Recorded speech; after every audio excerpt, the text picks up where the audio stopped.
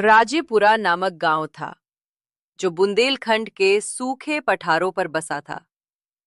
वहीं एक टूटी फूटी झोपड़ी में रहता था राजू, गरीब, मेहनती और ईमानदार युवक जिसे किस्मत बार बार धोखा देती थी। राजू खेत में भावड़ा चला रहा था, तपती धूप में पसीने से लथपथ चेहरा। पर हिम्मत बाकी थी। खेत बंजर पड़ा था, पानी की एक बूंद तक नहीं थी। हाँ, इतनी मेहनत कर लई हमने, फिर भी हमारे खेतों में कुछ ना उगरो। हमारी तकदीर तो ऐसो लग रहा है कि सच में पत्थर ही पर लिखी गई।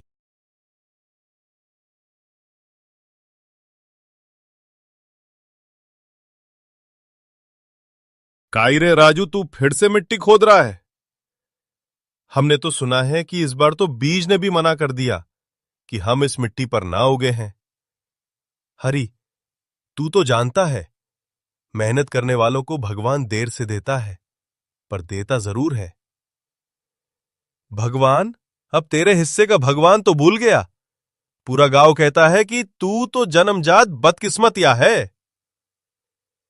हाँ हाँ, ज्यादा खीखी करके दांत ना दिखाओ।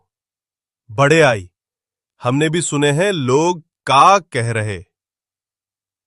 पर हरी, सही बताए तो हमारी अंदर से ना एक आवाज कहती है कि हमारी तकदीर बदलेगी। जब कोई भी ना मानेगा ना पूरे गांव में, तब भी हमको लग रहा है कि हमारी तकदीर तो बदलेगी। अबे तू भी ना राजू, सपनों की रोटी पर जिंदा है। कम से कम हमारा दिल तो जिंदा है हरी, और उम्मीद भी।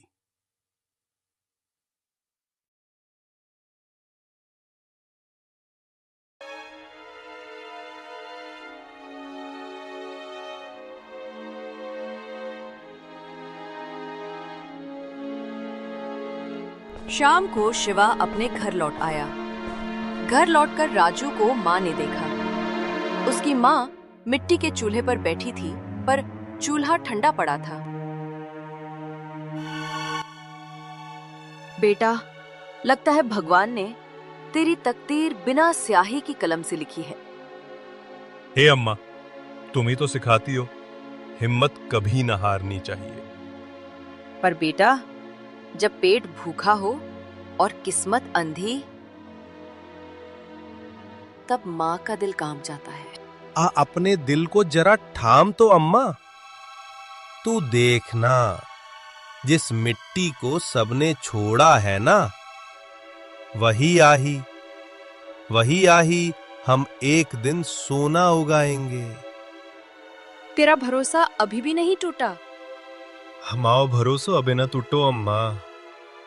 तकदीर को हम नहीं चुन सकते, पर तकदीर से हारना भी तो जरूरी नहीं है ना। तू बस हमारा साथ दे अम्मा, फिर देख हम का कमाल करते हैं। कुछ देर बाद राजू थक कर सो गया। अगली सुबह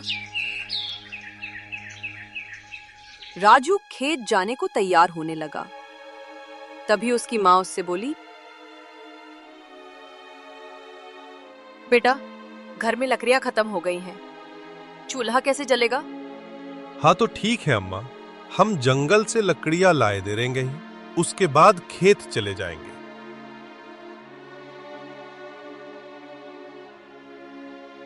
ये कहकर राजू जंगल की ओर निकल पड़ा। वो आधे रास्ते पहुंचा ही था कि उसे रास्ते में अपनी प्रेमिका बिंदिया की आवाज सुनाई दी। अरे राजू, तुम यहाँ? इस वक्त तुम खेत में होते हो? आज जंगल के लिए जा रहे हो? अब बिंदिया, अरे वो कहा है कि घर में लकड़ियां खत्म हो गईं, खेत का काम हम बाद में करेंगे, पहले अम्मा की चूल्हे की चिंता तो दूर कर दें। कल दूसरे गांव से लड़के वाले आए थे मुझे देखने, सब देखकर चले भी गए। तुम अपनी माँ को चाचा के पास भेज दो वीरू, नहीं तो सब बिगड़ जाएगा। तुम हमारी हालत अच्छी तरह जानती हो सुगंधा। गांव के लोग हमारी किस्मत का मजाक उड़ाते हैं। हम दिन रात खून पसीना एक करते हैं, फिर भी हर बार कोई न कोई मुसीबत सामने आ ही जाती है। यहां तक कि हमारी अम्मा भी हमारी तकदीर को कोसते कोसते थक गई हैं। अब बताओ, ऐसे हाल में तुम्हारा हाथ मांगने की हिम्मत कहां से लाऊं? मैं हर सुबह मंदिर में दिया जलाकर तुम्हारे लिए दुआ मांगती हूँ। गांव वाले जो भी कहते हैं वो सब उनकी अपनी नासमझी है। इंसान की तकदीर से ज्यादा उसकी नीयत मायने रखती है। तुम्हारी नीयत साफ है, दिल सच्चा है। एक दिन यही सच्चाई तुम्हें बहुत ऊंचा ले जाएगी वीरू। सुगंधा की बातों ने वीरू के मन में नई उम्मीद की लौ जला दी। सुगंधा धीरे धीरे घर लौट गई और वीरू अकेला पहाड़ी रास्ते पर आगे बढ़ने लगा। पर इस बार उसके दिल में पहले से कहीं ज्यादा आत्मविश्वास और दृढ़ता थी। अरे, कभी भी कुछ ठीक कहे नहीं होता है। मैं समझ में नहीं आ रहा। राजू के मन में उलझनें लगातार बढ़ रही थीं। मेहनत करता हूँ, दुआएं भी मिलती हैं, फिर भी हर बार सब बिगड़ ही क्यों जाता है, समझ नहीं आ रहा। गहरी सोच में डूबते हुए राजू जंगल में लकड़ियां काटने लगा। उसके हाथों की रफ्तार उसके दिमाग की उथल-पुथल से भी तेज थी। थोड़ी देर बाद उसने लकड़ियां बांधी और वापस गांव की ओर चल पड़ा।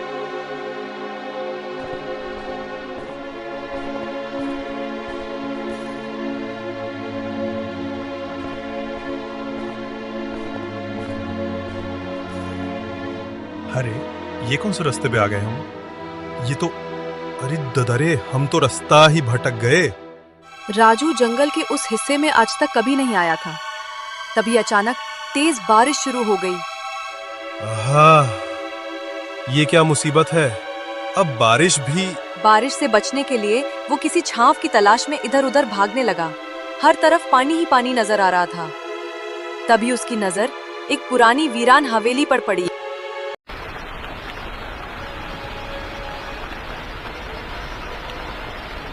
हाँ, ये तो शायद वही हवेली है जिसके बारे में कहा जाता है कि यहाँ से अजीब अजीब आवाजें आती हैं।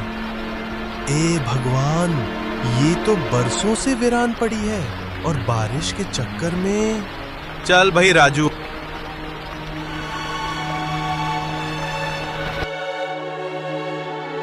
डरते डरते राजू उस हवेली के नजदीक पहुंचा। बारिश भी तेज थी और भूख की ज्वाला भी बढ़ रही थी। हाँ, बस कुछ देर हम बैठेंगे, उसके बाद बारिश रुकते ही यहाँ से रफू चक्कर भाई, यहाँ ज्यादा देर ना रुकना।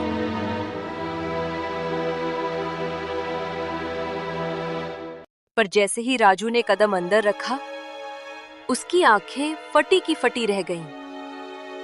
अंदर का दृश्य बिल्कुल भी वैसा नहीं था जैसा बाहर से लगता था। हवेली भीतर से टूटी फूटी नहीं थी, बल्कि किसी पुराने राजा के महल की तरह सजी हुई थी।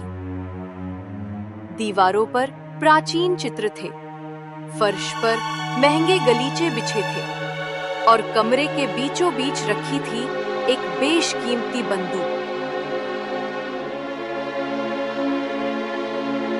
अरे, ये कैसे हो सकता है? बाहर से तो ये हवेली बिल्कुल खंडहर जैसी लगती थी और अंदर, ओ ददारे, ये तो राजा का महल लग रहा है। राजू अब भूल चुका था कि वो रास्ता भटक गया था। तभी उसकी नजर एक कमरे की ओर गई, जहां से कुछ अजीब सी आवाजें आ रही थीं।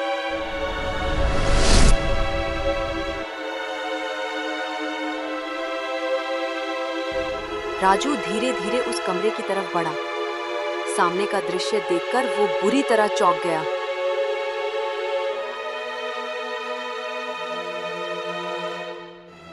है जो का है, एक बड़े से पिंजरे में तोता बंद है और ऊ के बगल में एक खोटे से बंधा एक गधा भी है। तोता और गधा संगे संगे बड़ी विचित्र बात है। ये वीरान हवेली में ये तोता और गधा का कर रहे? एक तोता तो देख के ऐसा लगो है कि जैसे रोज खाता पीता है, और ये गधा तो ऐसा लग रहा है जैसे अबई अबई बांधा गया है। इसका मतलब क्या? कोई इस हवेली में रहता है?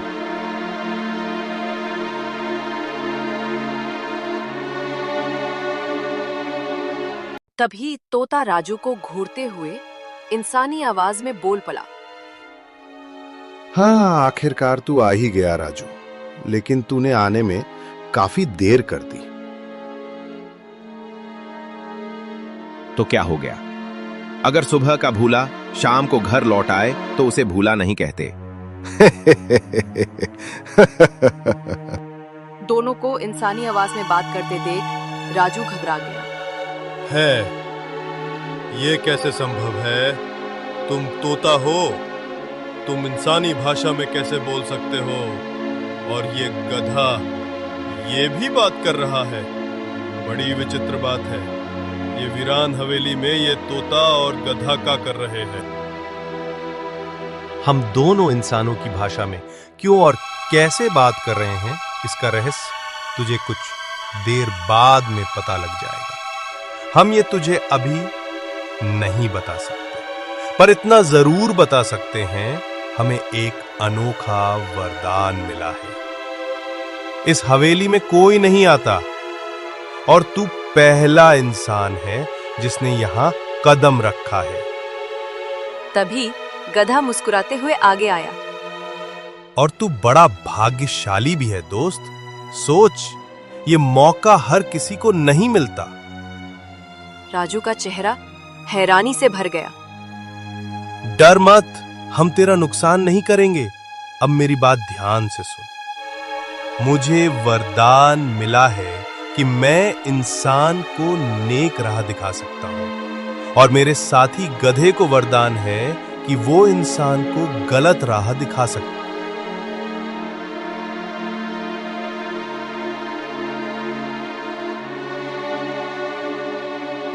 शिवा गहरी सोच में डूब गया। कुछ देर बाद उसने कहा, ठीक है, मैं तैयार हूं। बताओ, अब क्या करना है? तोता बोला, सुन, तेरे गांव में वो पुराना बावड़ी वाला कुआं है ना? हाँ हाँ, साहूकार के खेत में एक बहुत पुराना कुआं है। लेकिन वो खेत तो बंजर पड़ा है, और वो कुआं भी सूखा पड़ा है। ना खेत किसी काम आता है, ना कुआं। अरे, हमारे गांव के लोग तो वहां झांकने तक नहीं जाते। लेकिन तू जा, उस कुएं में एक तांबे का बक्सा है। तुझे कुएं के अंदर उतरना होगा, और कुएं के अंदर घना अंधेरा है। जब तू तलाशी लेगा तो तुझे वो बक्सा मिल जाएगा। उस बक्से में बेशुमार सोने चांदी के गहने रखे हुए, जो एक राजा के हैं। हाँ, अब वो राजा इस संसार में नहीं है। हजारों साल पहले वो इस दुनिया को अलविदा कह चुका है। उसने वो गहने वहां छुपा कर रखे। तू उन गहनों को हासिल कर सकता है और अमीर बन सकता है। ये सुनकर शिवा खुश हो गया। राजू की आंखों में चमक आ गई। लेकिन तभी ददा बोल पड़ा, रुक, अब मैं तुझे इसका दूसरा पहलू बताता हूं। वो कुआं बहुत कमजोर है। अगर तू संदूक निकालते वक्त दीवार गिर गई तो तुझे गहरी चोट लग सकती है, या तू मारा भी जा सकता है। इससे अच्छा रास्ता बता दूं, सीधे ठाकुर की हवेली में चला जा। वहां एक कमरा है जो अक्सर खुला रहता है। उसमें ढेर सारा सोना चांदी पड़ा है। चोरी कर ले, किसी को शक भी नहीं होगा। राजू फिर से सोच में डूब गया और बोला, मैं अभी तो जा रहा हूं, सोच विचार करूंगा, अगली पूर्णिमा को आऊंगा। चलो भाई। सुन राजू, याद रखना, हमारे रहस्य को किसी से मत कहना, नहीं तो अगली पूर्णिमा की रात चाहे जितनी कोशिश कर ले, तू इस हवेली तक नहीं पहुंच पाएगा। हवेली तुझे दिखाई ही नहीं देगी। राजू बिना समय गवाए सीधे चौधरी के सुनसान खेत की ओर बढ़ गया।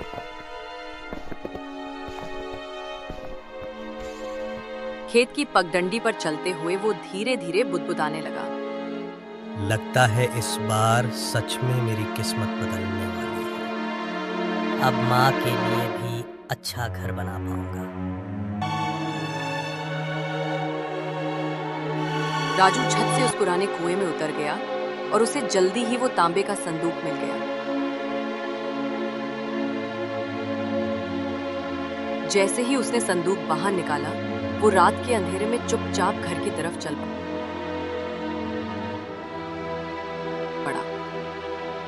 घर पहुंचते ही उसने वो संदूक खोला और उसमें भरा खजाना देखकर उसकी माँ की आंखें फटी की फटी रह गईं। हे भगवान, इतने सारे सोने चांदी के गहने, ये कहां से लाया बेटा? अम्मा, भाग्य ने ही तो भेजा है ये सब।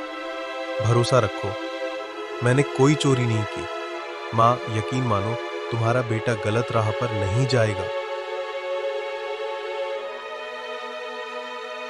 उसकी माँ की आंखों में आंसू भर आए। मुझे पूरा भरोसा है बेटा, तू कभी गलत काम नहीं करेगा। उसी दिन से राजू की किस्मत बदल गई। उसकी कच्ची झोपड़ी एक सुंदर पक्के मकान में बदल गई।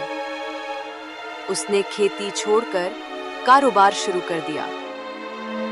कुछ ही महीनों में राजू गांव का सबसे संपन्न व्यक्ति बन गया।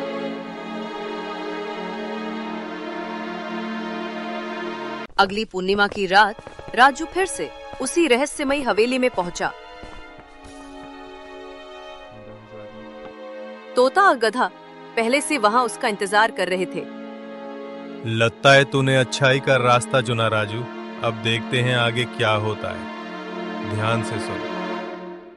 राजा चंद्रवीर अपने महल में युवाओं की परीक्षा ले रहा है। जो इसमें सफल होगा उसे दरबार का राजदूत बनाया जाएगा। जरा हिम्मत दिखा और जाकर अपना भाग्य आजमा। पर सुन, वहां तुझे सख्त पहरेदार मिलेंगे। अगर पकड़ा गया तो मार डालेंगे। तू क्यों वहां जाएगा? सीधा सीमा पर जा। वहां व्यापारी आते जाते हैं, उनका माल लूट ले, जल्दी अमीर बन जाएगा। राजू कुछ पल सोच में डूबा। शिवा ने तोते की बात मानी।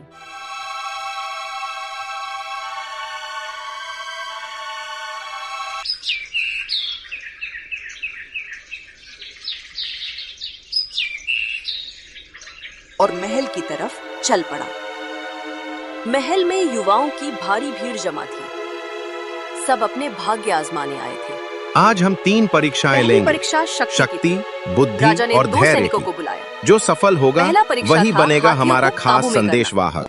पहली परीक्षा राजू हाथी के सामने धीरे राजा ने 2 सैनिकों को बुलाया। उसकी आंखों में देखता पहला परीक्षा था हाथियों को काबू में करना। उसके कान पहली परीक्षा राजू हाथी के सामने राजा ने 2 सैनिकों को बुलाया। उसकी आंखों में देखता रहा। दिखाया। फिर धीरे से उसके कान सहलाए और हाथी को बैठा दिया। पहली चुनौती, ओए, हाथियों को दिखाया, नियंत्रित करना। शाबाश। जो शाबाश। उन्हें वश में करेगा वही आगे बढ़ेगा।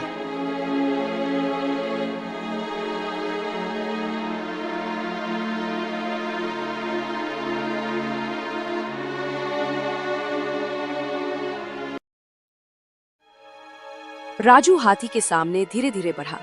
उसकी आंखों में देखता रहा। फिर धीरे से उसके कान सहलाए और हाथी को बैठा दिया।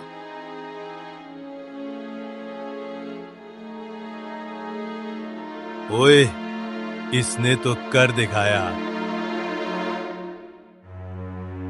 शाबाश, शाबाश।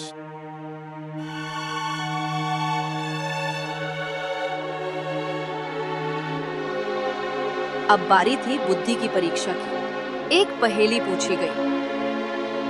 4 दीवारों में कैद हूं मैं, न दिखता हूं न चलता हूं, मेरे बिना सब मौन रहते हैं, मुझसे ही बात आगे बढ़ती है।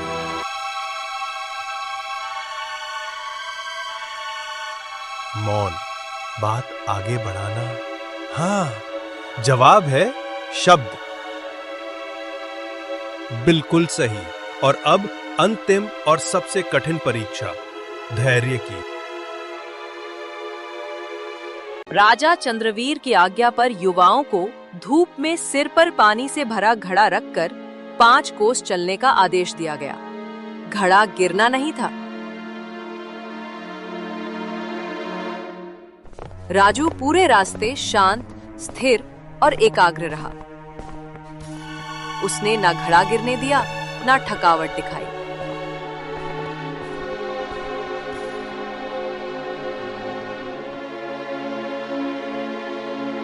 ओ, अब मुझसे नहीं चला जाता।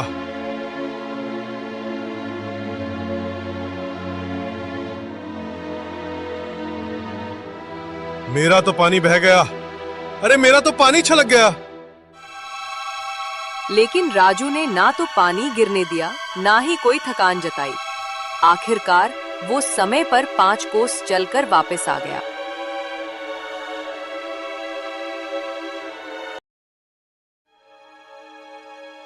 वाह! तीनों परीक्षाओं में जिसने जीत हासिल की वो है राजू। हम इसे अपने दरबार का संदेशवाहक नियुक्त करते हैं। जय हो, जय हो, जय हो, जय हो। महाराज की सेवा में जीवन भर समर्पित रहूंगा। जय हो महाराज की। इस तरह राजू ने दूसरी पूर्णिमा पर भी अच्छाई का रास्ता चुना और उसकी जिंदगी ने एक नया मोड़ लिया। गांव वाले जो उसे पहले मनहूस समझते थे, अब उसकी इज्जत करने लगे। कोई उसे देखना तक पसंद नहीं करता था, लेकिन जब उसकी मेहनत रंग लाई और वो राज दरबार का संदेशवाहक बना, तो पूरे गांव की सोच बदल गई। अरे भाई, राजू तो अब सच में किस्मत वाला बन गया है। भाई, जैसी इसकी किस्मत बदली है, वैसी शायद ही किसी की बदले।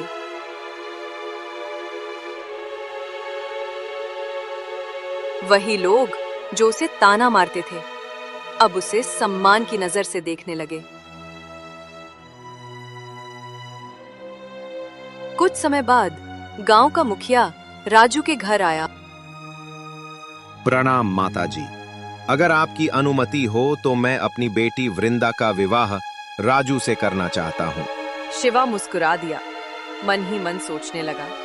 हाँ, तकदीर भी कैसो कसो खेल दिखा रही। जो कभी मेरा नाम नहीं सुनना चाहता था, वो आज अपनी बेटी का हाथ मेरे हाथ में देना चाहता है।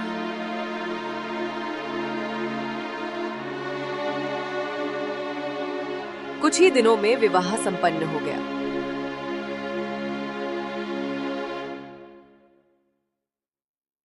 कुछ ही दिनों में विवाह संपन्न हो गया। वृंदा राजू की अर्धांगिनी बन गई। विवाह के कुछ समय बाद वृंदा शिवा राजू से बोली, राजू, तुम अचानक इतने सफल कैसे हो गए और राजा से इतनी नजदीकी कैसे हुई? अरे वृंदा, ये सब भगवान की कृपा है। बस इतना जान लो, मैंने कोई गलत रास्ता नहीं चुना। अब मैं दोबारा कभी नहीं पूछूंगी।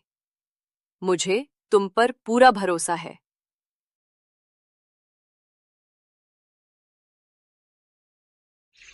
वक्त बीतता गया, लेकिन पूर्णिमा की रात फिर राजू को हवेली की याद आई। उस रात कुछ अदृश्य ताकत राजू को फिर से उस रहस्यमयी हवेली की ओर खींच ले गई। जैसे ही उसने हवेली की दहलीज पर कदम रखा, दीवारें कांप उठीं।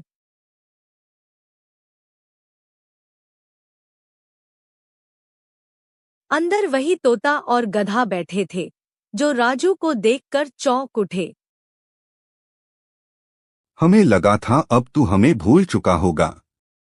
तेरी तकदीर तो बदल चुकी है। अरे ऐसा कैसे हो सकता है? मैं भला तुम दोनों को कैसे भूल सकता हूं? लेकिन आज मैं किसी इच्छा से नहीं आया। आज मैं ये जानने आया हूं, आखिर तुम दोनों हो कौन? हाँ, अब समय आ गया है सच्चाई बताने का और हमारे श्राप से मुक्त होने का। तू हर बार भले रास्ते पर चला, इसी वजह से हमें अब मुक्ति मिल रही है। हम तो बस रास्ता दिखाते हैं, चुनाव तेरा होता है, हिसाब ऊपर वाला रखता है। तू है तकदीर वाला, क्योंकि तूने हर बार सही राह चुनी। तो क्या तुम सच में मेरी मदद कर रहे थे या मुझे गुमराह कर रहे थे? हम इस हवेली के श्राप हैं। सुन, 100 साल पहले इस जगह के राजा ने तकदीर पर शोध करना चाहा। उसने सोचा कि अगर इंसान की आत्मा में प्रवेश किया जाए तो उसकी तकदीर की रेखाएं पढ़ी जा सकती हैं। उसने मंत्र बनाए, लेकिन भगवान क्रोधित हो गए। राजा नष्ट हो गया, पर उसके 2 सेवक हम इस श्राप में फंस गए। हमारी मुक्ति का एक ही मार्ग था, एक मनुष्य को हर बार 2 राहें दिखाएं और वह हर बार अच्छाई की राह चुने। तूने स्वार्थ नहीं देखा, लोभ को ठुकराया, किसी को नुकसान नहीं पहुंचाया, हर बार नेक राह चुनी। शिवा ने हर बार वही चुना जो कठिन था, लेकिन उसी क्षण तोता और गधा रंग बिरंगे प्रकाश में बदलकर 2 पुरुषों के रूप में प्रकट हुए और फिर अंततः अदृश्य हो गए। शिवा को कोई आश्चर्य नहीं हुआ, उसे सब ज्ञात हो चुका था, तकदीर स्थिर नहीं होती। हाँ, तो अब मैं इस रहस्य को हमेशा बनाए रखूंगा। तुम लोगों का बहुत बहुत धन्यवाद।